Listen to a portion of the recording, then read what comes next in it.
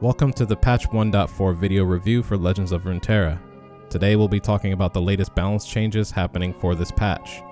Just like in the previous video, I'll very briefly touch on the developer notes and then I'll only be talking about the card changes. I won't be reviewing the rest of the notes like the expedition changes or the bug fixes. So feel free to check out those other changes in the patch notes themselves. I'll leave a link in the video description to that.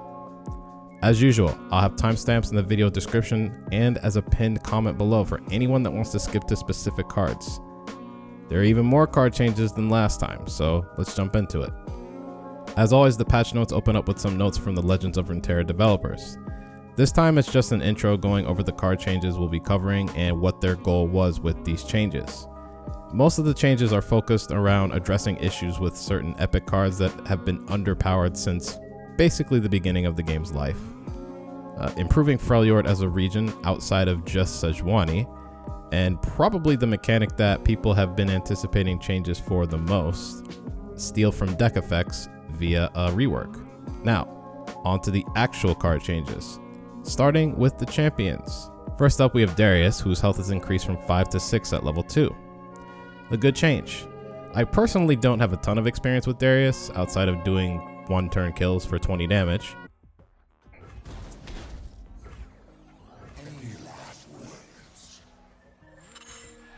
Hey, you're dead. Unless you have burn.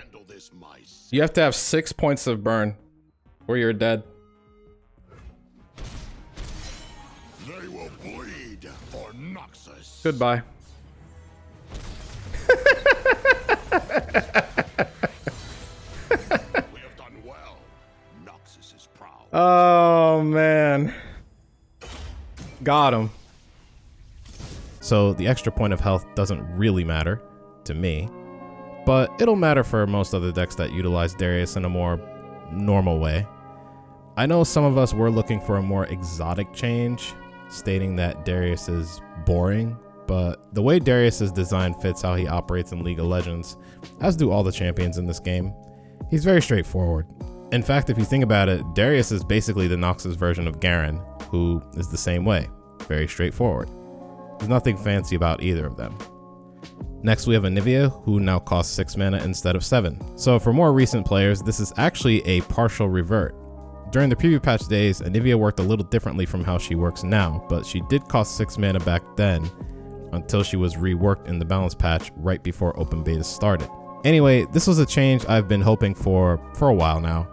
I don't think we'll see a massive increase in Anivia's play rate, but she will definitely feel better to play for 6 mana than 7.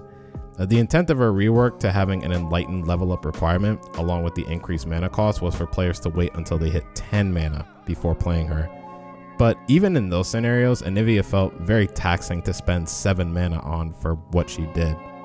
Next we have Braum, who now costs 4 mana instead of 3. His power stat is increased by 1. His level 1 now also states, the first time I survive damage, summon a mighty Poro. And his level 2 stat increase is now +1/+1 instead of +0/+2. Speaking of reworks, this is actually one. I love these changes.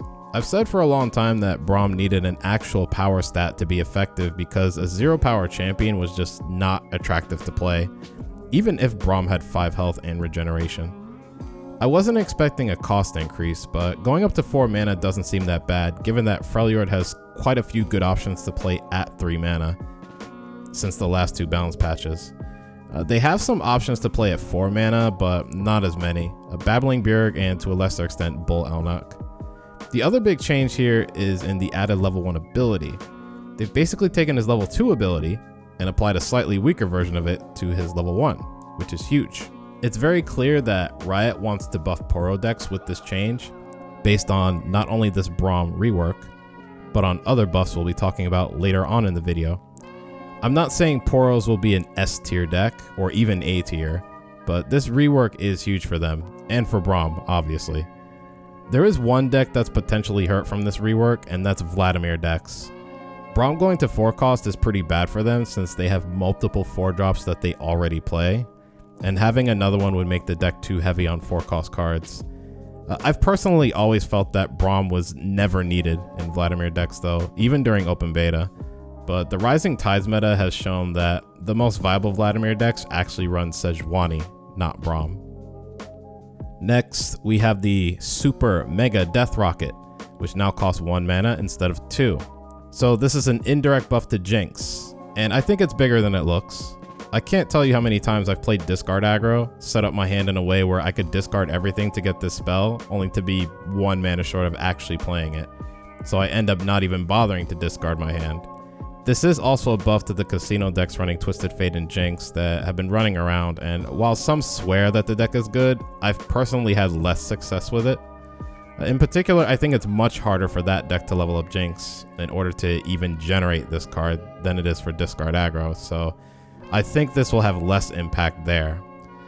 Unfortunately, discard aggro still has consistency issues, the worst issue an aggro deck can have, and this buff doesn't solve that. So this won't be enough to bring that deck back into the meta. We'll see though. I want to be wrong on this one, that's for sure. Moving on to the followers and spells, starting with Genevieve Elmheart, who is now a 5/5 instead of a 4/4. This is a big buff to Scout decks specifically. Genevieve has competition from Cytherea the Bold, who will still be the better choice for Demacia mid-range decks not looking to abuse Scout.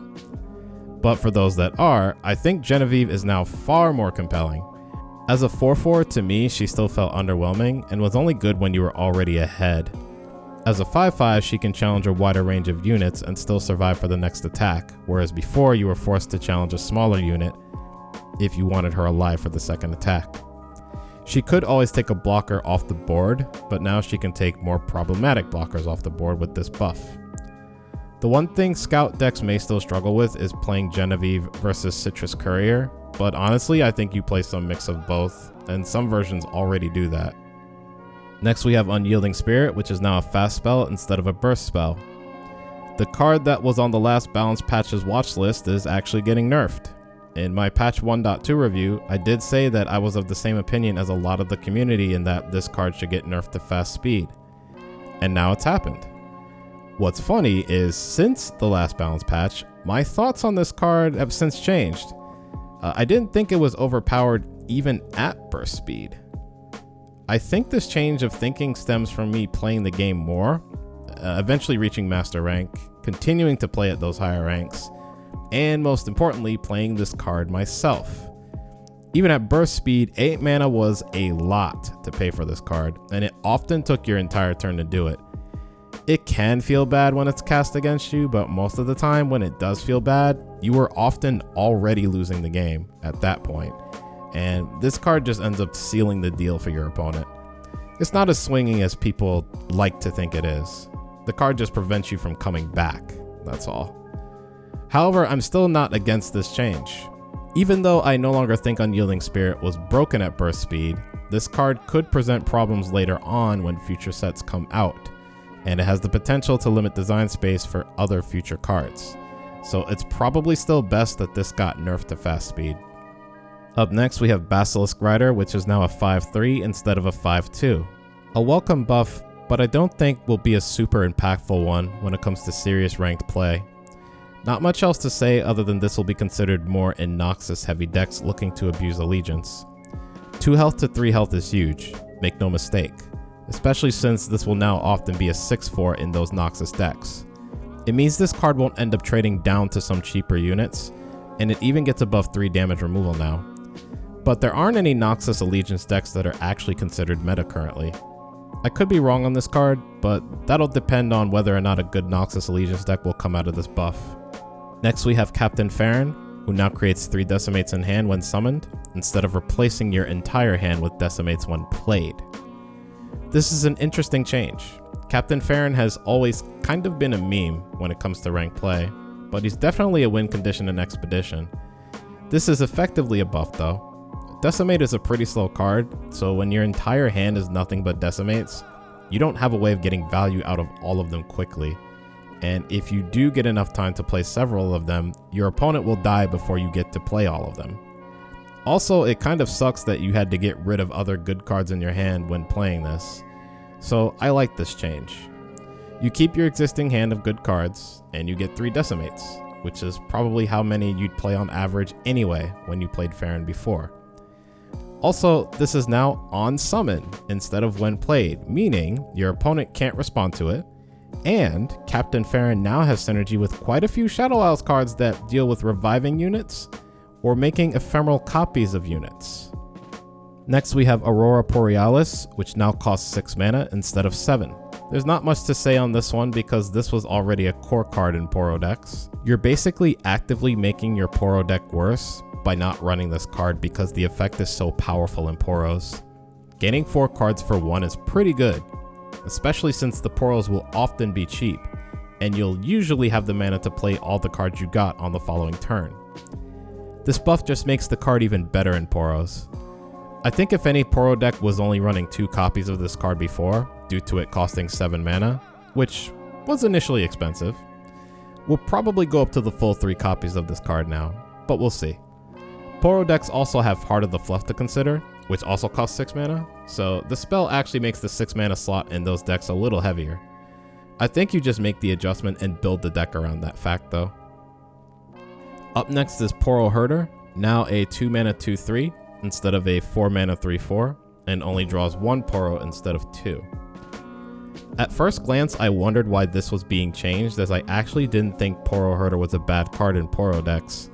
In fact, you could argue this was a core card in those decks. But the more I think about it, the more these changes make sense, especially when you consider Braum's rework. Oftentimes, outside of the other region they're playing, a Poro deck's early game could potentially be pretty sparse, and their openers sometimes consisted of just playing 1/1 Poros for the first few turns. This card going down to 2 mana now gives Poro decks a sizable early unit to play, so you don't get beat down too early from other aggressive decks. You can now open with a Poro round 1, and then Herder is very likely to get value if played on round 2, since it's very hard for any deck to remove a unit on round 1 right now. This change also means Braum doesn't have competition from this guy at the 4 mana slot. So yeah, this is a solid change that I would say is effectively a buff for Poro decks. Next we have She Who Wanders, who now has regeneration. This is another partial revert to those newer to the game. During the preview patch days, She Who Wanders did have regeneration, and in addition obliterated all units with 4 power or less, including champions. There's a reason she was nicknamed She Who Wins back then. Anyway, since her initial nerf to what we've had until now, she's pretty much been unplayable. Although part of that is also due to everyone just getting better at the game overall in both playing and deck building. I will admit I'm a little concerned about this card having regeneration against if she does end up finding a place in the meta, but I think things will still be tough for She Who Wanders. The card costs 10 mana, which is very expensive, and doesn't even hit the most powerful units in the game anymore in Champions. And still rightfully so, in my opinion. The meta would have to be pretty slow for this card to see play again. Up next we have They Who Endure, which now costs 7 mana instead of 6. I'll just start off by saying this isn't quite the nerf I wanted for Endure decks. In fact, this isn't even the card I wanted nerfed. The more I played this deck and against it, the more I felt like Atrocity is actually the real problem in recent weeks. But the card that the majority of players complained about gets hit instead.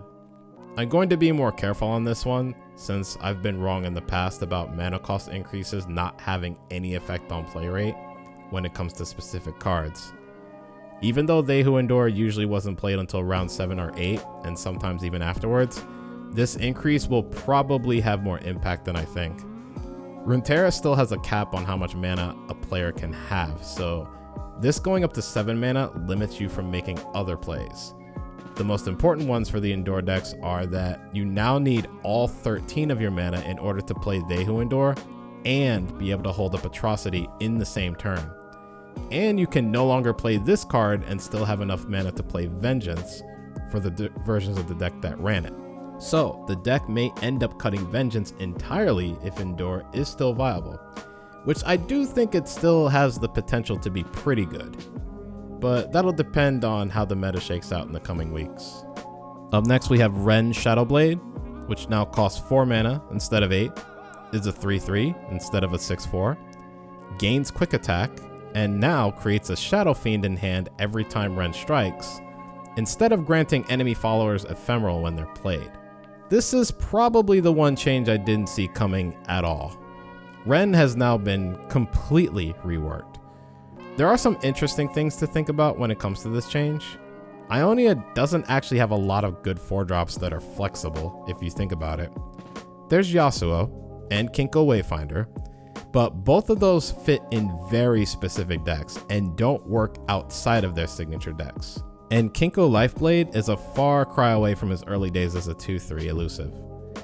That said, I think if there's any current deck that's going to play this new Ren Shadowblade, it would probably be Ephemeral Midrange, as they lack a 4-drop unit right now.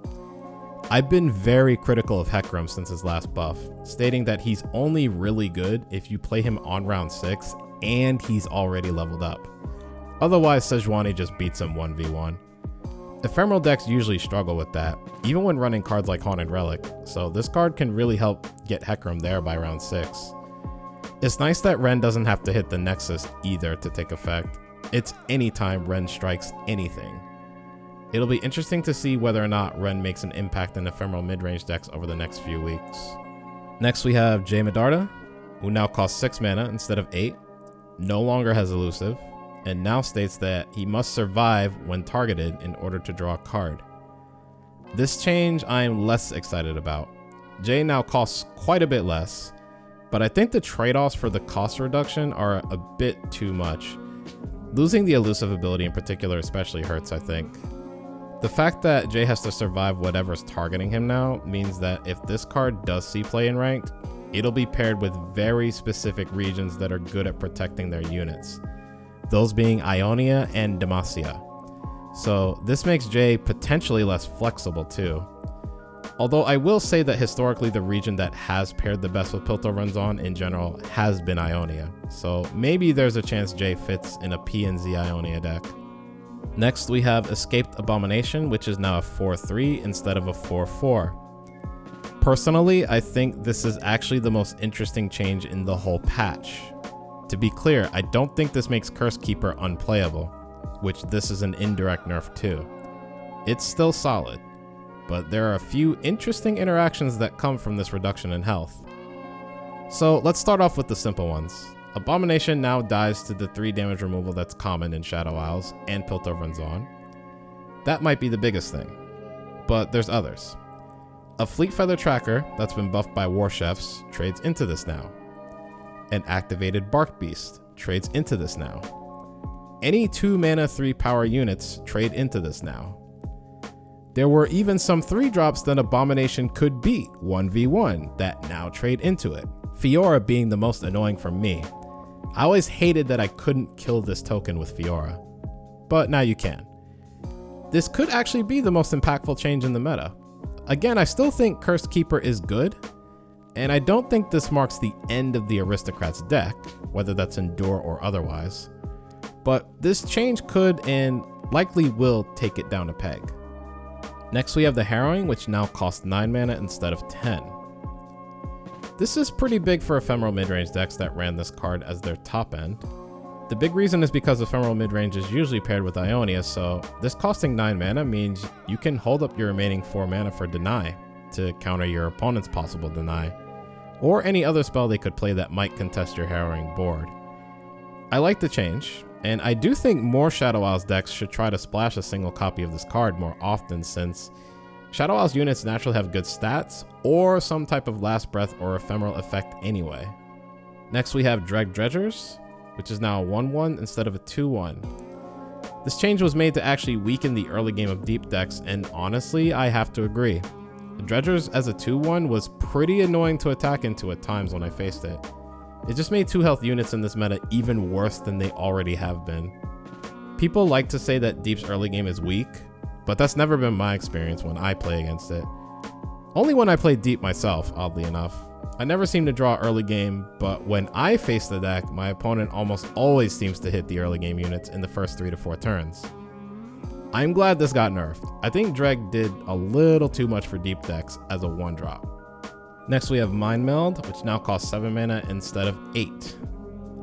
Unfortunately, this buff changes nothing about the card. Not only do you need a decent board for this card to actually do anything, but I've come to learn there's a minimum requirement for a slow spell to be played at any competitive level in this game. A 7-mana slow speed spell is still way too slow to see any serious play. Personally, I think the most people are willing to pay for any slow spell in their deck is 5 mana, but I could be wrong. It might even be lower than that. I think if this were to even be considered for any deck, it would need to cost 5 mana. Next, we have Petty Officer, which is now a 3/2 instead of a 3/1. Another change I'm excited about.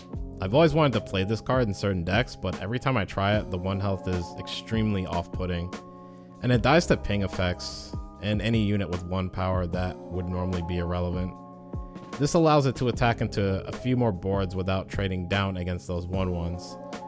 I suspect the 1 health was also the reason other players wouldn't play Petty Officer at all, or only as a 1-of, even in keg decks.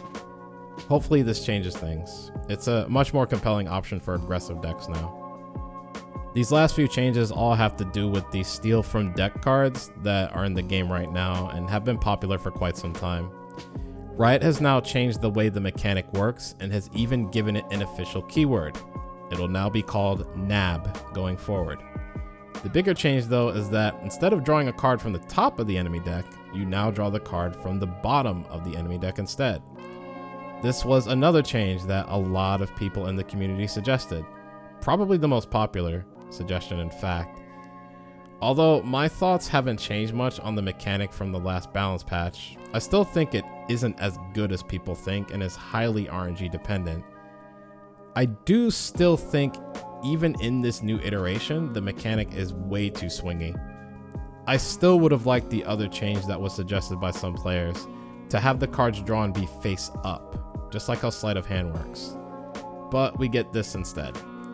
At the very least, Freljord deck buff strategies will feel better to play now, but that could come at a much bigger cost of this mechanic now no longer stealing bad cards from the top of your deck, leaving you to draw them instead. You also won't get to your champions faster anymore either, but I want to take a wait and see approach on this for now and play with the new mechanic first before passing further judgment. Now, let's briefly talk about the cards involved in this change. First up is Black Market Merchant, which is now a 2/1 instead of a 2/2. This is a fine change since this will now die to ping effects, which is good because most players would never attack with this card anyway and keep it safe on their back row. Not really anything else to say that I haven't said already about the nab effect itself. The way the mechanic works now will ultimately determine if this card needs further changes. If it does, I'd like the plunder ability to go away entirely, but we'll see how the meta shakes out in the next few weeks. And finally, we have Pilfered Goods and Yordle Grifter. I wanted to talk about these two together since these two have not changed at all functionally. They've just had their text updated to say NAB as the official keyword for what they do. The only change to them was to the mechanic itself in that they now draw from the bottom of the deck instead of the top. Not much else to say other than what I've stated already about how the stealing mechanic works now. And that's it from me. The rest of the changes are for Expedition, the new Gauntlet mode that will be added at the end of this week, changes to the Master Rank LP system, and some additional cosmetics and bug fixes. So again, feel free to check out the patch notes on those in the link in the video description below. If you guys made it to the end, thank you so much for the support. If you enjoyed the video, let me know by hitting the like button below and leaving a comment. I appreciate constructive criticism and feedback since I'm always looking to do things better. If you don't want to miss out on future videos, subscribe to the channel and don't forget to click the notification bell below as well. Also, feel free to check out all the other social media handles you can find me at. I do stream Legends of Runeterra live on Twitch 4 days a week, so feel free to follow me there as well. Links to everything are in the video description below. Thanks again for taking time out of your day to watch this, and I'll see you all next time. Take care.